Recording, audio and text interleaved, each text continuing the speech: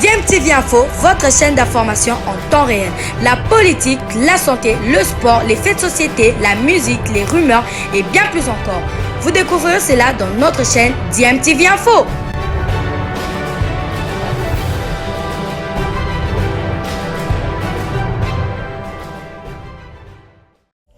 Vous êtes sur DMTV, bonjour ou bonsoir, tout dépend de l'heure à laquelle vous nous suivez. Tout plaisir est pour nous de vous retrouver, mais surtout de savoir que vous êtes nombreux en train de suivre votre chaîne YouTube DMTV. DMTV qui vous propose l'actualité, vous propose également des analyses et des réflexions sur des sujets d'actualité, sur des faits sociaux, tout simplement sur des réalités que nous observons ici chez nous en République démocratique du Congo.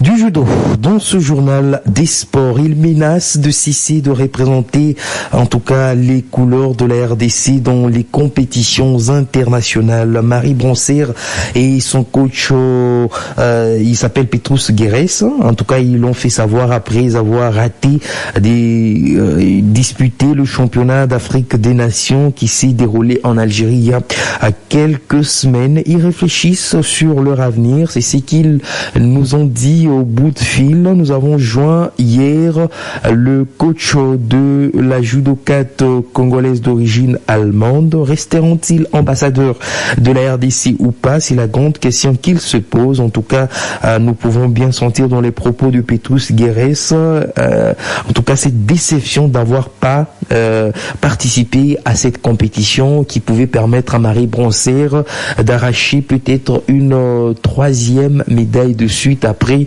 Antananarivo en 2020 et Dakar en 2021. Nous allons écouter Petrus Guérès, il est coach de la judokate congolaise d'origine allemande, Marie Broncer. Tout mon projet, ça va partir en l'air. J'ai réservé des choses pour faire une structure de judo à Kinshasa, mais maintenant, vu la situation, il n'y a personne avec qui je peux continuer au jour d'aujourd'hui. Donc, la fédération actuelle, ils m'ont coupé les jambes directement.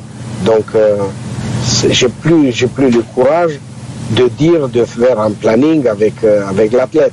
Vu sur place, vu l'heure actuelle qu'il est et comment c'est la situation, notre décision c'est un peu négative. Donc, soit on va démissionner, soit on va demander de trouver vraiment une solution pour cette fédération, pour cette merveilleux pays.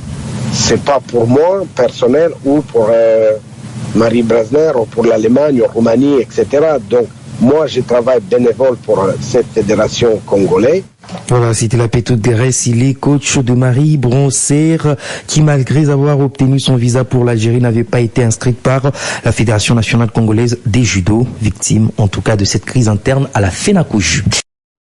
Voilà, nous sommes de retour, hein. C'est quand même triste ce manque d'organisation criant et dans tous les domaines dans notre pays et plus particulièrement dans le sport. Et Serge Nkonde, ministre du sport, que dis-je, ministre du football, est tout à fait insensible à ce qui se passe dans son domaine, dans le sport. Et Marie Bronzer, comme on aime à l'appeler, cette judokate congolaise, mais d'origine allemande, elle est allemande à 100%. Elle a choisi ce pays pour compétir pour la République démocratique du Congo et ce n'est pas sans médaille. Il a déjà hissé le drapeau congolais le plus haut sur le toit du continent en nous donnant des titres. Mais malheureusement, cette judokate est négligée par cette fédération de judo ici en République démocratique du Congo pour des querelles en interne. On préfère sacrifier des médailles pour la RDC et laisser la judokate un peu sur la touche. Et voilà qu'elle menace en tout cas finalement de mettre fin on va dire à sa collaboration avec la République démocratique du Congo. Vous avez suivi son coach qui est dépité par tout ce qui se passe ici alors qu'il avait plein de projets pour aider la jeunesse congolaise et surtout dans ce qu'il connaît le mieux faire, c'est-à-dire l'encadrement des jeunes judokas.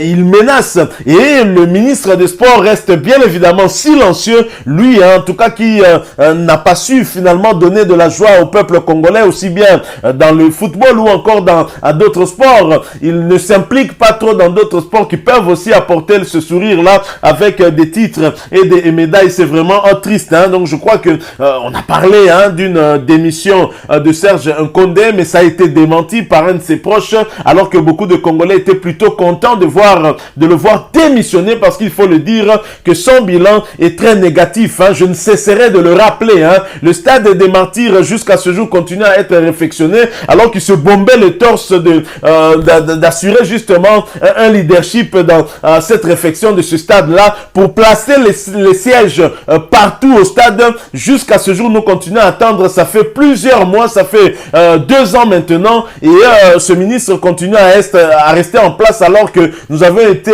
plutôt contents d'apprendre qu'il aurait démissionné. Voilà que un de ses proches a démenti cette information-là. Donc c'est quand même triste. Je crois que le chef de l'État, c'est vrai que il doit être préoccupé par ce qui se passe du côté de l'Est du pays, mais il est président de tous les Congolais, et président aussi qui doit gérer en fait tous les domaines. Il a des collaborateurs. Si ça ne marche pas, il doit savoir prendre les bonnes décisions, hein, soit mettre de côté le collaborateur qui le ramène au plus bas, en tout cas qui ne le permet pas d'atteindre ses objectifs, d'atteindre les objectifs de la République démocratique du Congo. Et c'est quand même triste. Comment comprendre qu'une Allemande qui a décidé en tout cas de choisir notre pays, qui pratiquement travaille sans rien, son entraîneur qui travaille bénévolement, et vous les négligez au point qu'ils en arrivent à décider à prendre des distances avec la RDC. Je crois qu'il y a quelque chose qui ne va pas en tout cas, et le ministère des Sports qui est le ministère des tutelles de tous les sports ici en République démocratique du Congo reste curieusement silencieux. C'est vraiment triste. C'est quelque chose que nous n'arrivons pas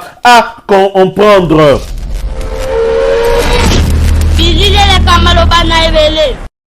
Éliminatoire de la Coupe du Monde 2023 de basketball, bien sûr, senior, messieurs, pardon. Les Léopards de la RDC vont afficher complet aujourd'hui à Istanbul, où ils ont démarré le samedi dernier leur stage en prévision de cette deuxième fenêtre qui aura lieu à Alexandrie en Égypte. Les Léopards sont quasi au complet. Ils sont déjà au nombre de 17 sur place. Il ne manque que 4 joueurs, à savoir Roli Foula, Hervé Kabasele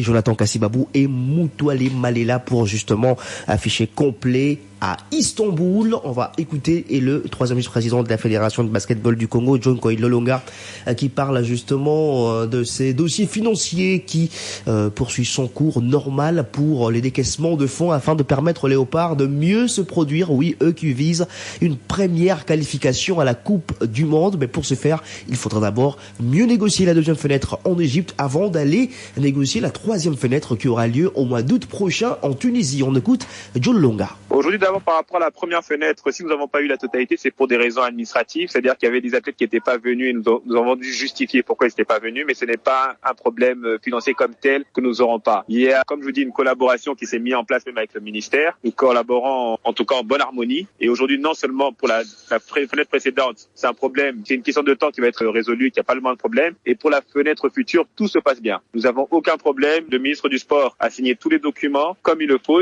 en bonne et due forme. Sur ce point, nous n'avons aucun souci. C'est juste une question de temps, mais nous n'avons aucun problème par rapport à cela. Nous sommes totalement confiants. Et nous avons le soutien du ministère du Sport, des Finances et du Budget. Car aujourd'hui, ils mettent en avant toutes les disciplines sportives. Notre objectif aujourd'hui, c'est de faire participer le pays à cette Coupe du Monde que le basket n'a jamais participé. Voilà, c'était là John Koilolonga, qui est troisième vice-président de la Fédération de basketball du Congo. Les Léopards vont boucler leur stage sur place à Istanbul le 28 juin prochain. Ce stage va permettre aux Léopards de se préparer, oui, avec 3 matchs amicaux au programme. Il y aura le Liban, il y aura la Jordanie et un club de première division du championnat turc. Le 28, fin de stage à Istanbul. Le 29, les Léopards vont prendre la direction d'Alexandrie en Égypte, donc pour prendre part à cette deuxième fenêtre des éliminatoires de la Coupe du Monde 2023. Pour rappel, lors de la première fenêtre, la RDC a enregistré 2 victoires et 1 défaite. L'unique défaite, c'était face à l'Égypte, la victoire face au Sénégal, la première, et la deuxième face au Kenya. Donc voilà, et la RDC qui occupe pour l'instant la deuxième position de son groupe avec 5 points, même nombre de points que le Sénégal qui est en tête pour l'instant, et l'Égypte également, qui est juste derrière la RDC en 3e position. Dans ce groupe, seul le Kenya n'avait pas réussi à enregistrer de victoire lors de la première journée, plutôt lors de la première fenêtre. Voilà, nous sommes de retour et merci à vous de nous avoir suivis. Merci de continuer à faire confiance à votre chaîne DMTV et nous espérons en tout cas que ce sujet vous aura plu et si c'est le cas, laissez-nous un maximum de j'aime. Merci de partager avec nous aussi votre point de vue en nous laissant un commentaire. Abonnez-vous si vous êtes nouveau ou ancien et que vous ne vous êtes pas encore abonné. N'oubliez pas d'activer la petite cloche de notification en cliquant tout simplement sur celle que vous verrez apparaître dès que vous serez abonné parce qu'elle vous permettra de ne plus rien manquer des prochaines vidéos que nous vous proposerons. Encore une fois, merci à vous, avec espoir de vous retrouver très bientôt avec un autre sujet d'actualité. En attendant, portez-vous bien et DMTV vous dit au revoir.